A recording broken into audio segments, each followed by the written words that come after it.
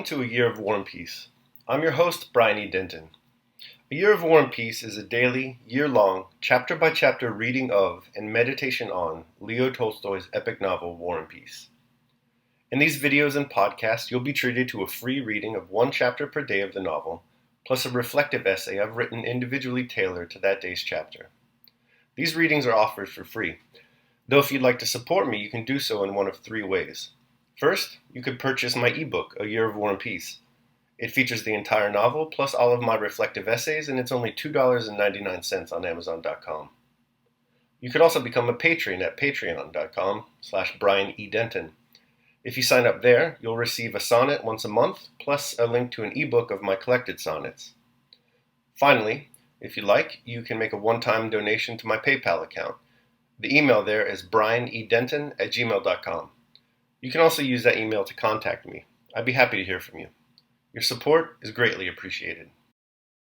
Today's reading and reflection is on Chapter 195. Chapter 195. Until Prince Andrew settled in Boguchavaro, its owners had always been absentees, and its peasants were of a quite different character than from those at Bald Hills. They differed from them in speech, dress, and disposition. They were called steppe peasants. The old prince used to approve of them for their endurance at work when they came to Bald Hills to help with the harvest or to dig ponds and ditches, but he disliked them for their boorishness.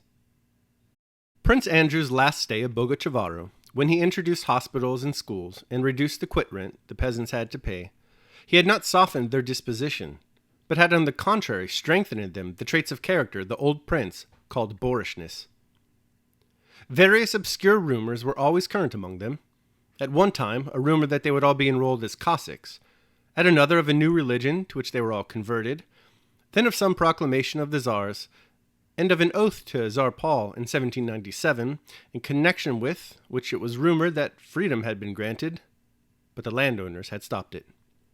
Then of Peter Fedorovich's return to the throne in 7 years' time, when everything would be made free, and so simple that there would be no restrictions.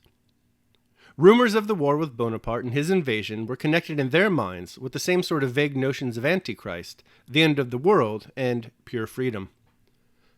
In the vicinity of Boguchavaro were large villages belonging to the crown or to owners whose serfs paid quit rent and could work where they pleased. There were very few resident landlords in the neighborhoods, and also very few domestic or literate serfs, and in the lives of the peasantry of those parts the mysterious undercurrents in the life of the Russian people, the causes and meaning of which are so baffling to contemporaries, were more clearly and strongly noticeable than among others. One instance, which had occurred some 20 years before, was a movement among the peasants to emigrate to some unknown warm rivers. Hundreds of peasants, among them the Boguchavaro folk, suddenly began selling their cattle and moving in whole families toward the southeast. As birds migrate to somewhere beyond the sea, so these men with their wives and children streamed to the southeast, to parts where none of them had ever been before. They set off in caravans, bought their freedom one by one, or ran away, and drove or walked towards the warm rivers. Many of them were punished, some sent to Siberia, many died of cold and hunger on the road, many returned of their own accord, and the movement died down of itself just as it had sprung up, without apparent reason. But such undercurrents still existed among the people, and gathered new forces ready to manifest themselves just as strangely, unexpectedly, and at the same time simply, naturally, and forcibly. Now in 1812, to anyone living in close touch with these people, it was apparent that these undercurrents were acting strongly and nearing an eruption. Alpatych, who had reached Boguchavaro shortly before the old prince's death, noticed an agitation among the peasants, and that contrary to what was happening in the Bald Hills district, where over a radius of 40 miles all the peasants were moving away and leaving their villages to be devastated by the Cossacks, the peasants in the steppe region around Boguchavaro were, it was rumored, in touch with the French, received leaflets from them which passed from hand to hand, and did not migrate.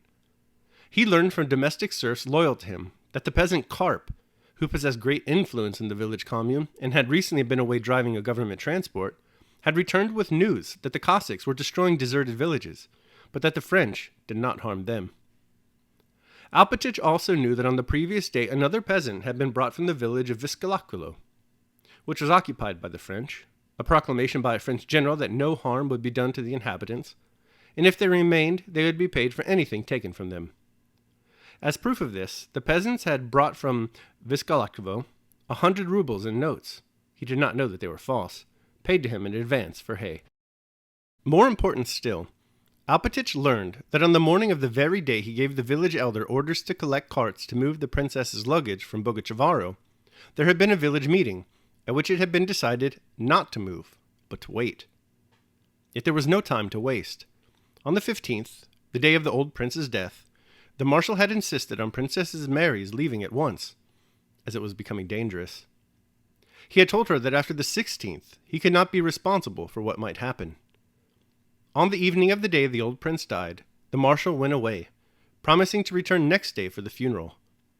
But this he was unable to do, for he received tidings that the French had unexpectedly advanced, and had barely time to remove his own family and valuables from his estate. Some 30 years Boguchavaro had been managed by the village elder Dron, whom the old prince called by the diminutive Dronushka. Dron was one of those physically and mentally vigorous peasants who grew big beards as soon as they were of age, and go on unchanged till they are 60 or 70 without a gray hair or the loss of a tooth, as straight and strong at 60 as at 30. Soon after the migration to the warm rivers, in which he had taken part early in his life, Dron was made village elder and overseer of Boguchavaro, and had since filled that post irreproachably for 23 years. The peasants feared him more than they did their master. The masters, both the old prince and the young, and the steward respected him and jestingly called him the minister. During the whole time of his service, Dron had never been drunk or ill. Never, after sleepless nights or the hardest tasks, had he shown the least fatigue. And though he could not read, he had never forgotten a single money account, or the number of quarters of flour in any of the endless cartloads he sold for the prince, nor a single shock of the whole corn crop, or any single acre of the Boguchavaro fields. Alpatych, arriving from the devastated Bald Hills estate, sent for his Dron on the day of the prince's funeral, and told him to have 12 horses got ready for the princess's carriages, and 18 carts for the things to be removed from Boguchavaro. Though the peasants paid quit rent, Alpatych thought no difficulty would be made without complying with this order, for there were 230 households at work at Boguchavaro, and the peasants were well-to-do. But on hearing the order, Dron lowered his eyes and remained silent. Alpatych named certain peasants he knew, from whom he told him to take the carts. Dron replied that the horses of these peasants were away carting. Alpatych named others, but they too, according to Dron, had no horses available.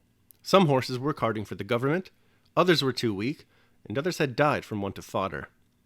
It seemed that no horses could be had, even for the carriages, much less for their carting. Alpatych looked intently at Dron and frowned. Just as Dron was a model village elder, so Alpatych had not managed the prince's estates for 20 years in vain. He was a model steward, possessing in the highest degree the faculty of divining the needs and instincts of those he dwelt with. Having glanced at Dron, he at once understood that his answers did not express his personal views, but the general mood of the Boguchavaro commune, by which the elder had already been carried away. But he also knew that Dron, who had acquired property and was hated by the commune, must be hesitating between the two camps, the masters and the serfs. He noticed this hesitation in Dron's look, and therefore frowned and moved up closer to him. "Now just listen, Dronushka," said he. "Don't talk nonsense to me. His Excellency, Prince Andrew himself, gave me orders to move all the people away and not leave them with the enemy. And there's an order from the Tsar about it too. Anyone who stays is a traitor to the Tsar. Do you hear?" "I hear," Dron answered without lifting his eyes. Alpatych was not satisfied with this reply. "Dron, it will turn out badly," he said, shaking his head. "The power is in your hands," Dron rejoined sadly. "Dron, drop it," Alpatych repeated, withdrawing his hand from his bosom and solemnly pointing to the floor at Dron's feet. "I can see through you about 3 yards into the ground under you," he continued, gazing at the floor in front of Dron.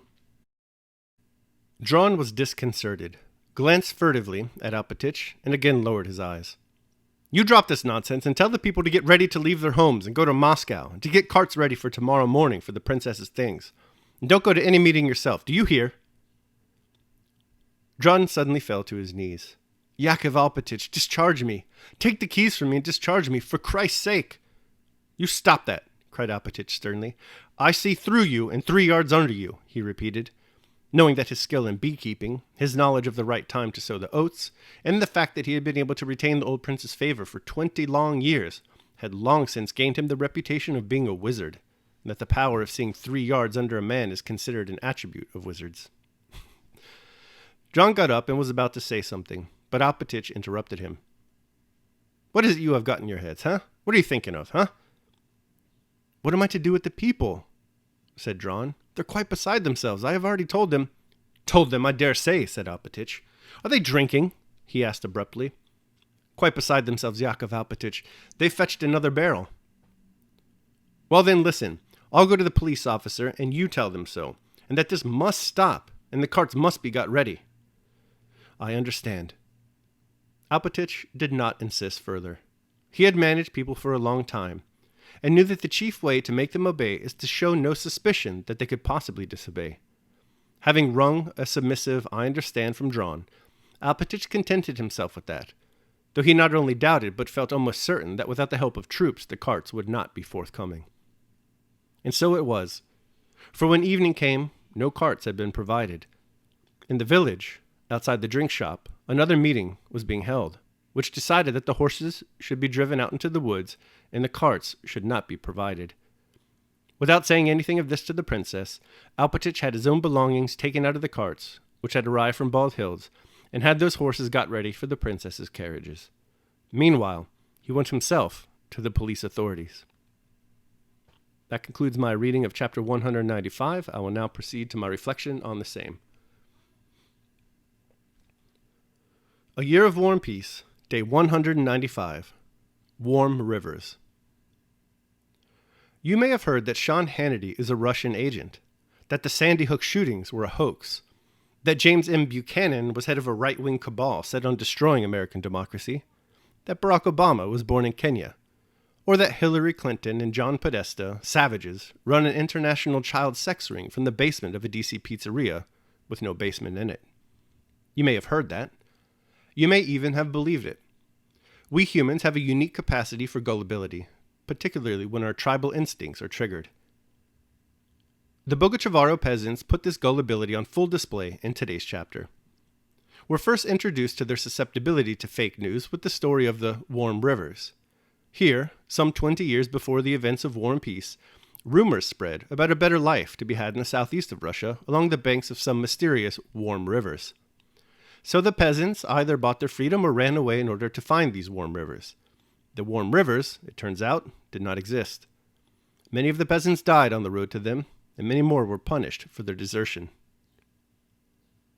Today, these strange currents of gullibility are back. The Bogochavaro peasants now have it in their heads that the French are their friends, and it's actually the Cossacks who are devastating their lands. So, rather than flee to the relative safety of Moscow or elsewhere, they have decided to remain at home. Why do we continuously fall for such outlandish fabrications? One reason may be found in the illusory truth effect. The basic idea here is that if a lie is repeated often enough, it becomes misremembered as fact rather than fiction. That's why viral fake news is so dangerous today. If left unchecked, a lie can be built up into a fortress of fact. Be wary then of rumors of warm waters. Really think about all you read and hear. Or else, like these poor Bogochavaro peasants, you'll suffer whatever consequences there are for belief in such falsity. Daily Meditation. In order to protect ourselves, we must live like doctors and be continually treating ourselves with reason. Musonius Rufus, Plutarch's Moralia, on the control of anger. All right, that concludes my reading and reflection on chapter 195. I hope you enjoyed it. Thanks so much for listening with me today. Remember that if you'd like to support me, you can do so either by purchasing the ebook, A Year of War and Peace, becoming a patron at patreon.com, or making a one-time donation to PayPal. The links to all that are down below in the show notes. Tomorrow, we will be reading and reflecting on chapter 196. I hope you join me. Until then, take care of yourselves and others.